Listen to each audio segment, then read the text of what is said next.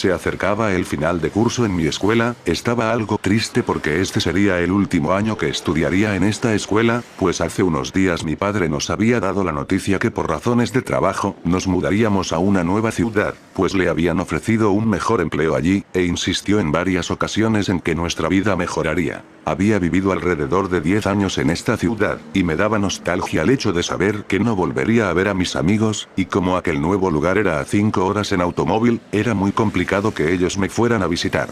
En un periodo de tiempo, que se me hizo bastante corto, ya nos encontrábamos junto con la mudanza dirigiéndonos hacia nuestro nuevo hogar. Una casa a las afueras de una mediana ciudad aguardaba nuestra llegada, la casa de 2 plantas se veía algo antigua, pero parecía estar recién pintada, era más grande que la que vivía anteriormente, por lo cual tendría más espacio para poner mis cosas. Al entrar a la casa, una sensación de intranquilidad me invadió. Aún era de día, y un frío helado recorría toda mi piel, aparte de sentir ese olor de humedad característico de las casas antiguas, me sentía algo incómodo, pero mi padre me dijo que solo era mientras me acostumbraba, que poco a poco aquí haría nuevos amigos, y me olvidaría de todo eso. Tras una noche donde el crujir de la madera me despertaba ocasionalmente en la madrugada, mi madre me dijo que saliera a hacer nuevos amigos, o por lo menos a conocer otras personas. Salí en mi bicicleta por el vecindario y no tardé mucho tiempo en encontrar a otro grupo de chicos de mi edad. Ellos me saludaron amablemente, y lo primero que me preguntaron fue en qué casa vivía.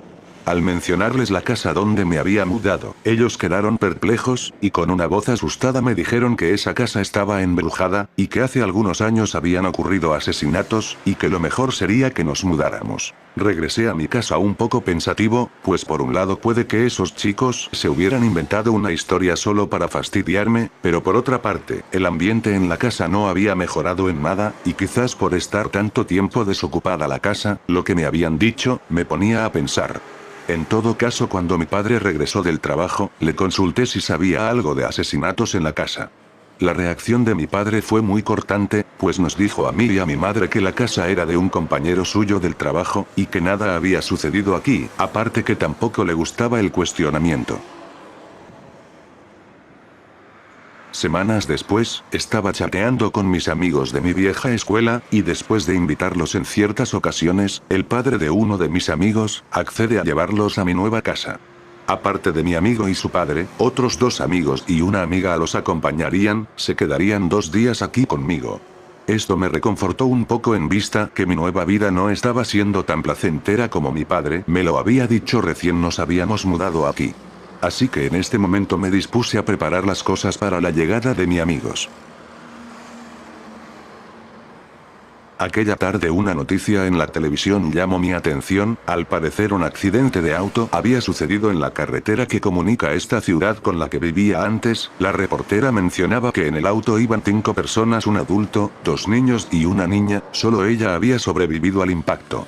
En circunstancias normales, una noticia de estas me habría impactado, pero lo que sucedió después, admito, me dejó al borde de un colapso nervioso. Las víctimas eran mis amigos, y el padre de uno de ellos. Mi madre trataba de consolarme pues no paraba de llorar, y mi nivel de depresión estaba bastante alto. Recuerdo que mi madre llegó a asustarse de las veces que maldecía, lo odiaba todo, esta casa, mi nueva vida. En cierto momento quería suicidarme, acabar de una vez esta horrible vida. Incluso pasaron semanas hasta que medianamente pude recuperar la cordura, hasta que mi madre me comenta que a mi amiga, quien fue la única sobreviviente en el accidente, debido a la gravedad de sus heridas, la habían trasladado al hospital de esta ciudad, y que había hablado con los padres de ella, y que pronto la podría ir a visitar.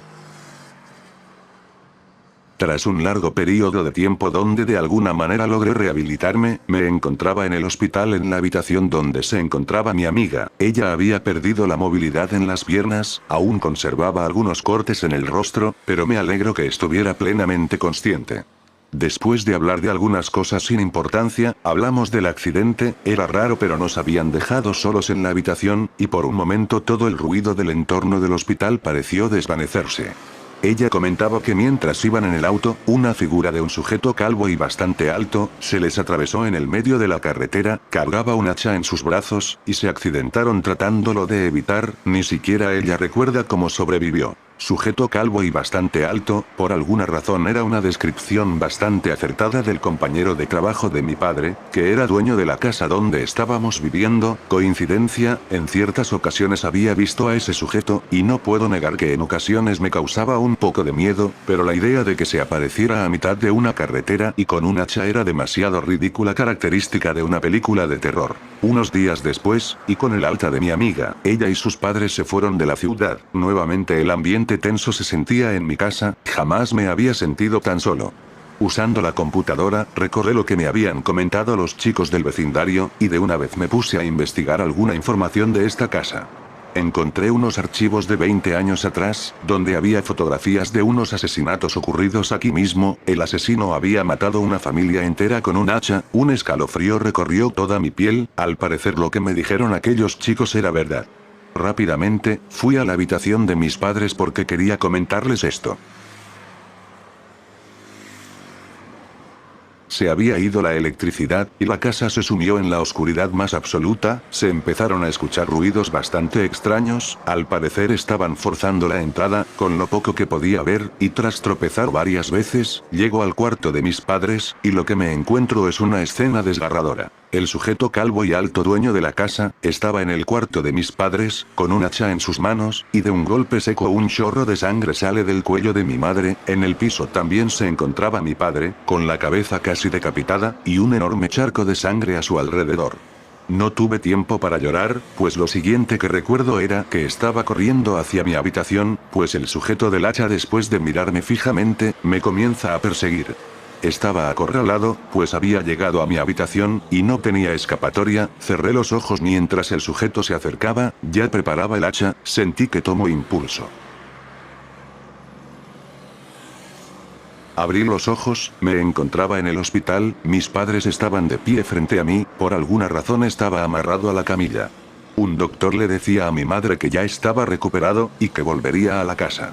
Un sinfín de preguntas invadía mi mente, aparte de la tranquilidad de saber que mis padres estaban vivos. Aún me encontraba débil cuando me ayudaron a subir al auto, y noto algo raro. En el asiento de atrás del auto había una corona de flores.